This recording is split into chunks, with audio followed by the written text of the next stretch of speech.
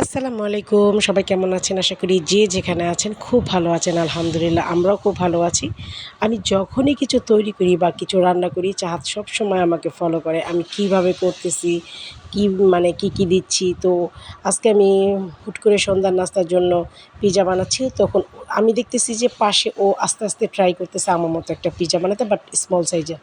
তো এটাই আমি ওকে সবসময় উৎসাহ দিই যে তুমি ট্রাই করো। প্র্যাকটিস করলে তোমার ইনশাআল্লাহ হাত চলে আসবে একদিন না একদিন। আমিও একটা সময় ছিল ১ গ্লাস পানি ঢেলেও খেতাম না। এখন আমি আলহামদুলিল্লাহ ৫০ থেকে ৭০ জনের রান্না খুব সহজেই রান্না করতে পারি। তো মানুষ চাইলেই সব কিছু পারে। আলহামদুলিল্লাহ আমি অনেক খুশি চাহাত যখন কোনো কিছু বানাতে প্র্যাকটিস করে বা কোনো কিছু বানাতে নিজে আগ্রহ প্রকাশ করে আমি সবসময় ওকে উৎসাহ দিই আর বলি যে তুমি ট্রাই করো। তো যাই হোক আমি আমার পিজ্জাটা কমপ্লিট করে ফেলেছি আর ওভেনটাকেও প্রিহিট দিয়ে দিয়েছি। চাহাতের পিজ্জাটাও ওকে। এখন আমরা ২ জনের পিজ্জাটাই ওভেনে দিয়ে দিলাম। এখন এটা ৩০ থেকে ৩৫ মিনিট আমি ওভেনে রেখে ইনশাআল্লাহ বের করে নেব। তো আলহামদুলিল্লাহ আমার পিজ্জাটা মোটামুটি শেষ। চাহাতের বাবা কেটে নিচ্ছে আর ওইদিকে চাহাতও মোটামুটি তারটা কমপ্লিট করে ফেলেছে। কিন্তু দেখা গেছে বড় পিজ্জার সাথে ছোট পিজ্জাটা দেওয়াতে ছোট পিজ্জাটা একটু বাঁকাতেরা হয়ে গেছে, তাই চাহাতের মনটা একটু খারাপ।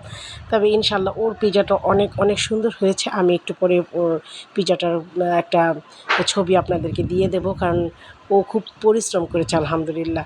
তো যাই হোক আমাদের পিজ্জাটাও খুবই ভালো হয়েছিল। আর বিকেলের নাস্তার জন্য ঝটপটভাবে আমি প্রায় সময় পিজ্জাটা তৈরি করে ফেলি। আর আমরা চিজ একটু কম খাই, কেন জানি আমার চিজ বেশি ভালো লাগে না। তো যতটুকু চিজ দিই আমাদের প্রয়োজন মতো আমরা দিই। আপনারা চাইলে আরও বেশি করে দিয়ে খেতে পারেন।